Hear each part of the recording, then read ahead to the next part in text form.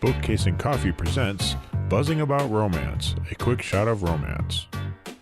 Hey everybody, welcome to Buzzing About Romance. On this episode of A Quick Shot of Romance, I am joined by podcast contributor Lindsey, and we are chatting Waking the Dragon by Juliette Cross.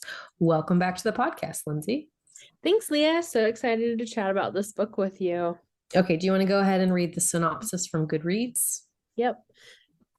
The Gladian province is on the verge of civil unrest as humans and Morgons, the dragon hybrid race, clash once more. But amid disorder can also arise passion. When the bodies of 3 human women are discovered in Morgon territory with the DNA of several Morgon men on the victims, it's just a matter of time before civil unrest hits the province.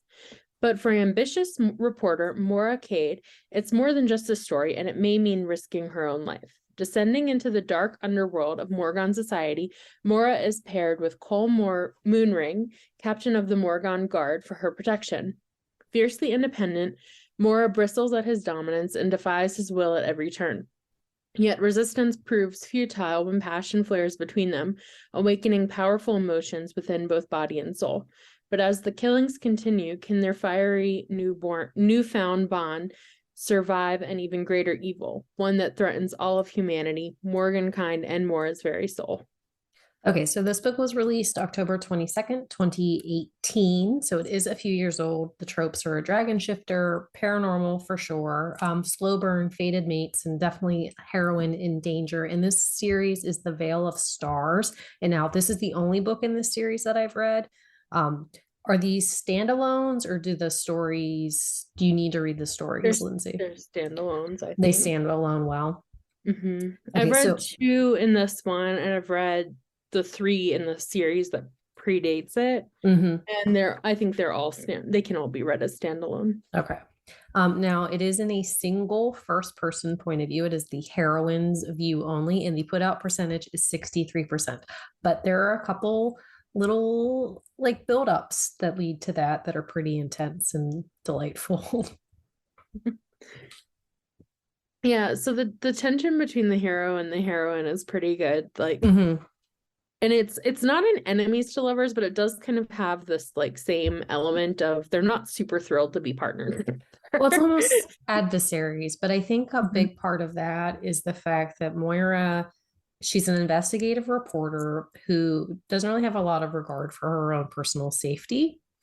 And Call is this extremely protective dragon shifter. They're not shifters, though. They're like dragon beings because they're always in this dragon form. So shifter romance isn't really the correct thing there. It's just a dragon romance. But I think his whole protective instinct, it rubs her wrong. And the fact that she doesn't really have a lot of regard for her personal safety really like sets him off. But it's also like his job, because Maura's sister is married to like the dragon who's essentially his boss. Yeah. And he has been assigned explicitly to keep her safe while she's on this investigation.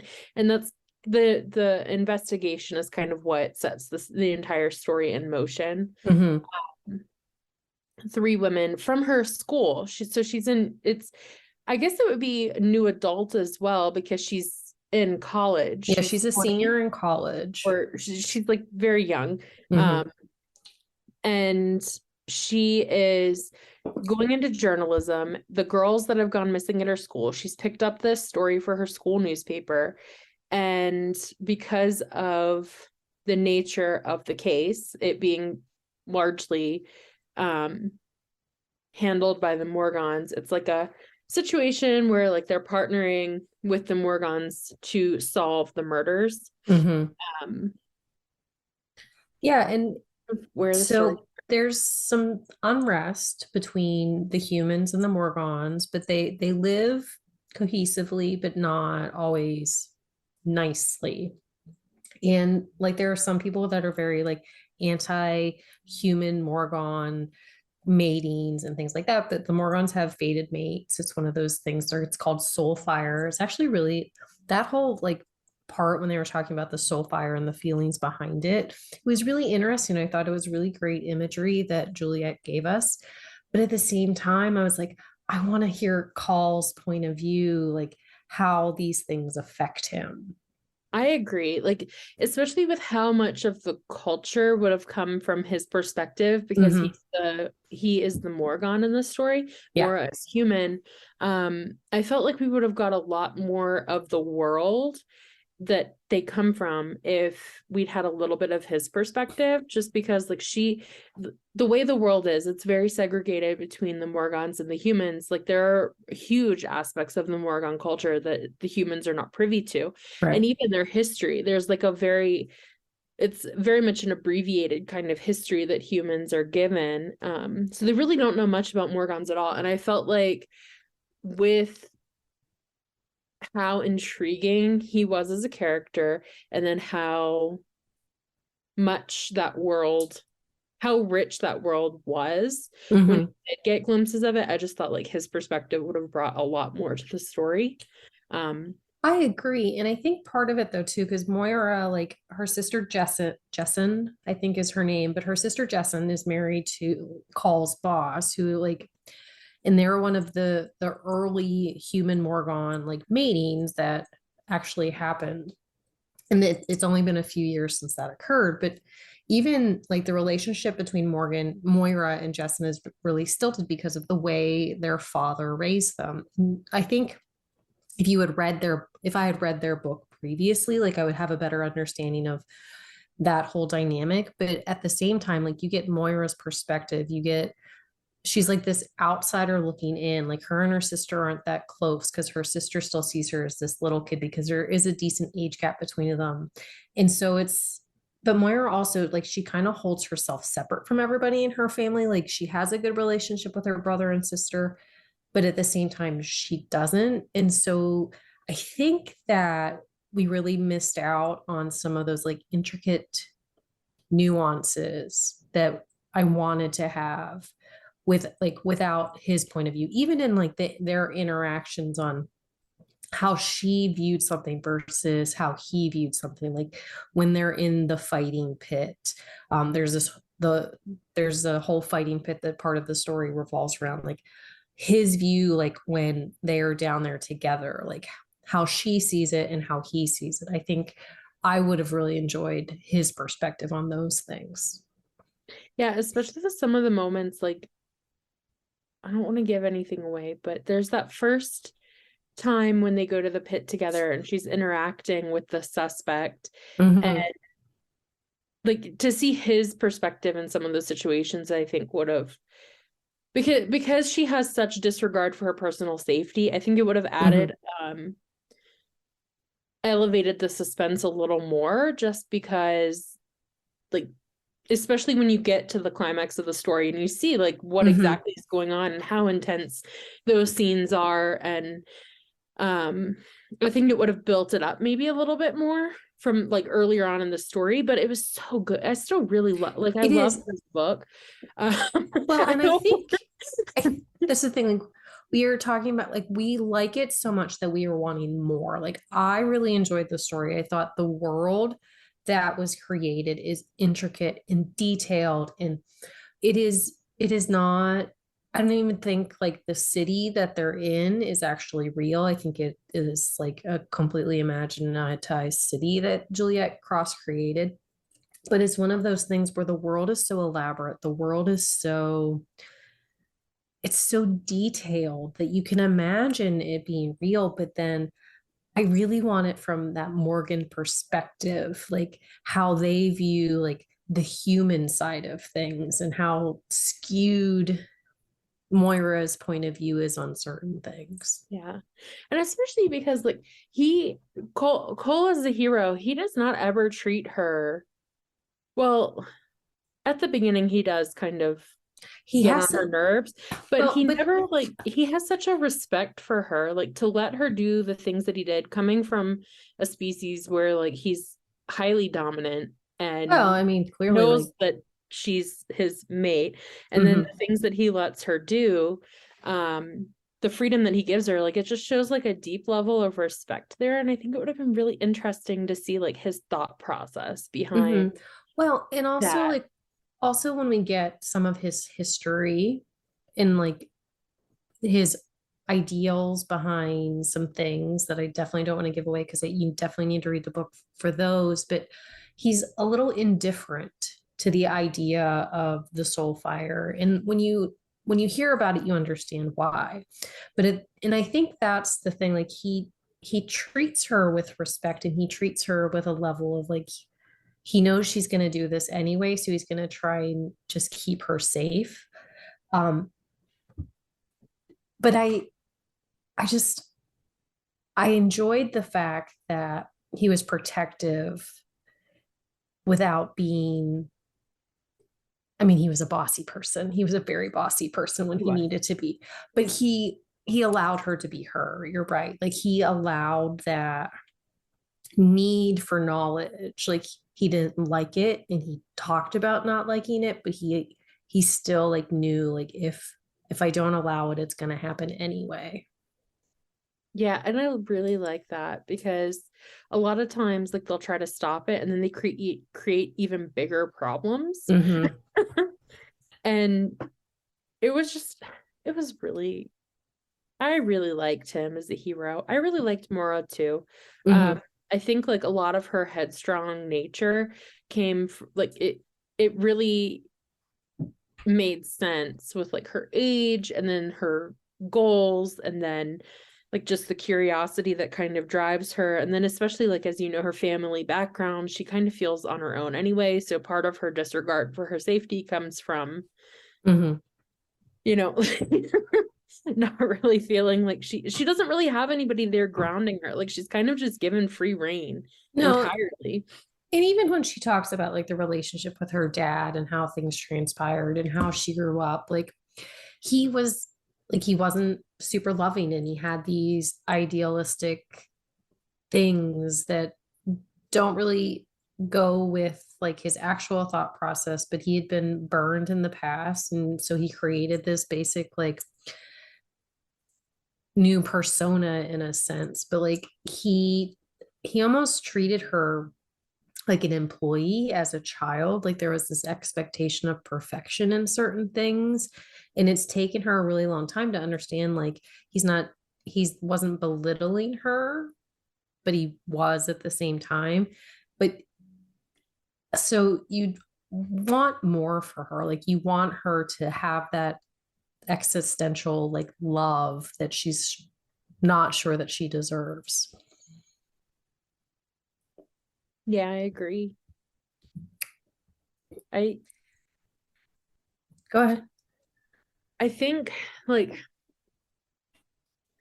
one of the things that I liked most about the whole book was like the hit, like I guess as you learn more about the Morgans, you learn about their cultural history.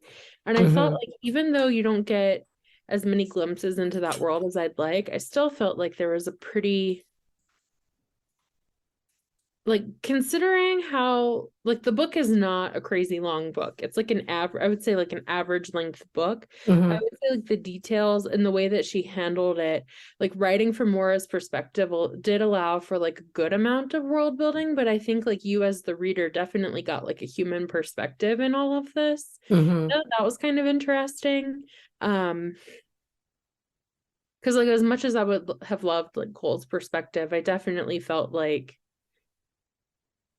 you know, you see the mystery. You can really empathize a lot with like Mora's situation, what she's struggling with, the curiosity that drives her, because it is from a single point of view. And I feel like if you'd seen more of Cole's point of view and you saw like the things that he's not sharing, it might have like changed the dynamic of the story a little bit, if that makes sense. No, it totally does.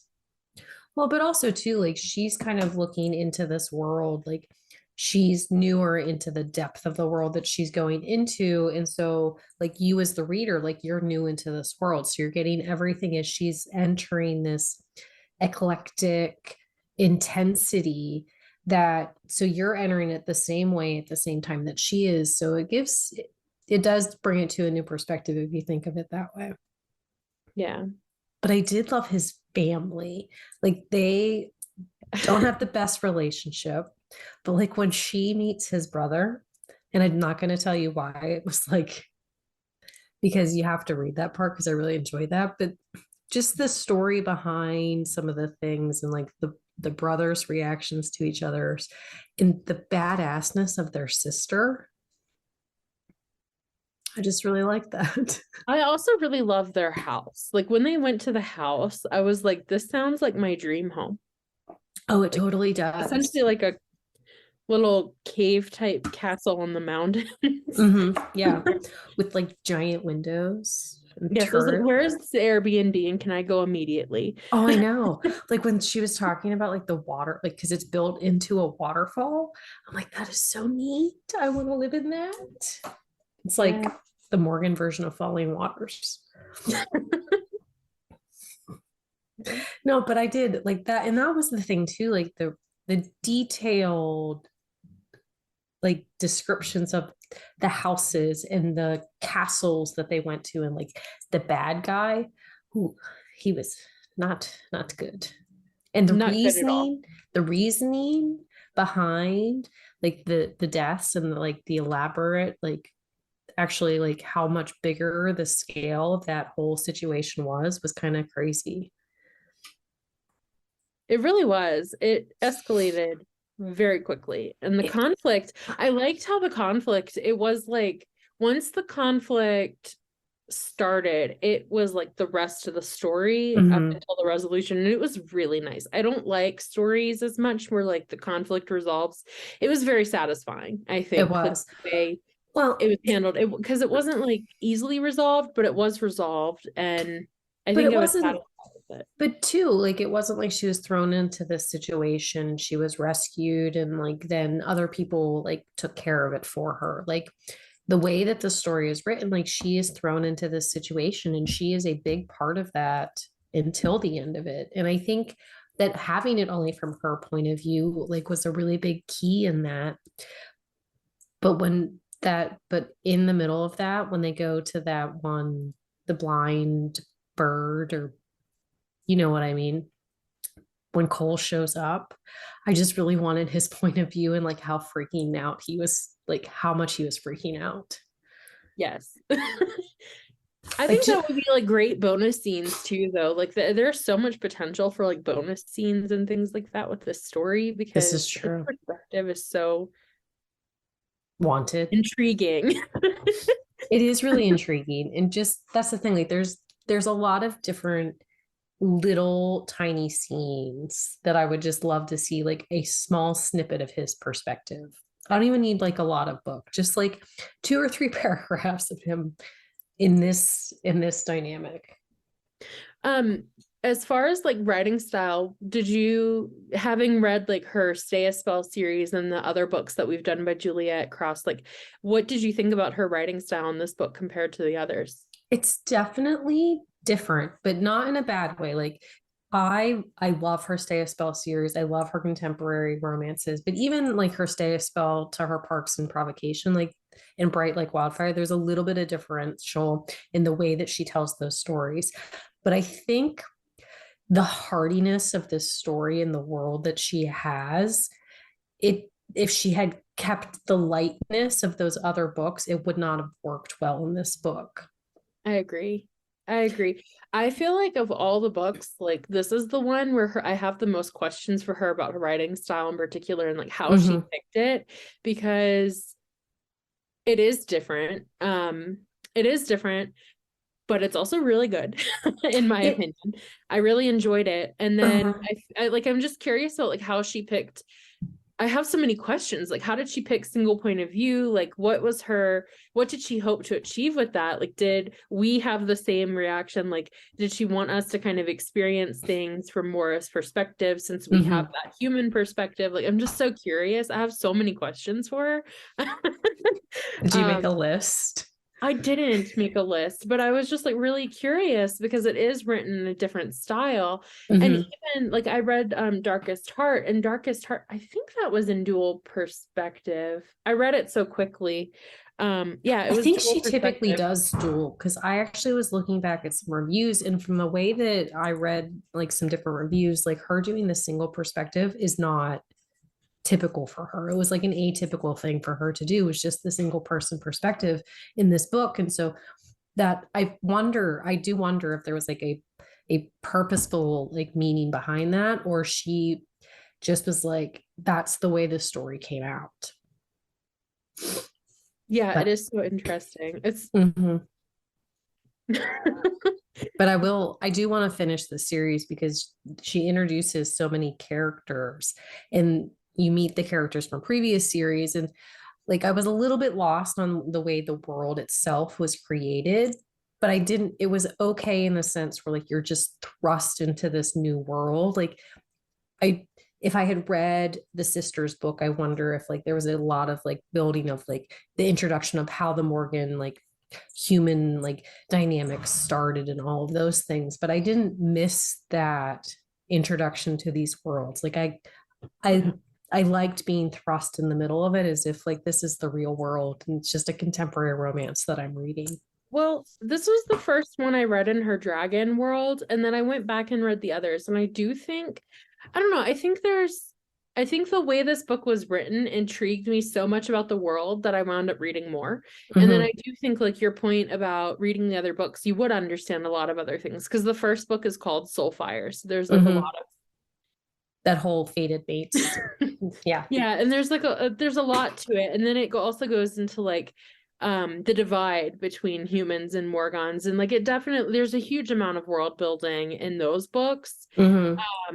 So maybe we'll just have to go back and do book one, and then we'll come back and talk about it. Yeah, and then we'll move on from there. I'd be great with that.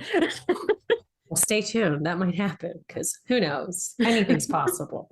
Well, thank you, Lindsey, so much for joining me on this quick shot of romance. Yeah, thank you. It was so much fun. I love talking Juliette Cross with you. I do too. I love it so much. And if you have a book you think we should review for a quick shot of romance, please send us an email at thebees@bookcaseandcoffee.com. And until next time, happy reading, everybody. Find us on Instagram at Buzzing About Romance or on Twitter at Buzzing Romance. If you like the podcast, please leave a review. If you'd like to support us directly, join the Bookcase and Coffee Patreon and receive exclusive content only available to Patreon members. Check out bookcaseandcoffee.com for our on-the-shelf show notes.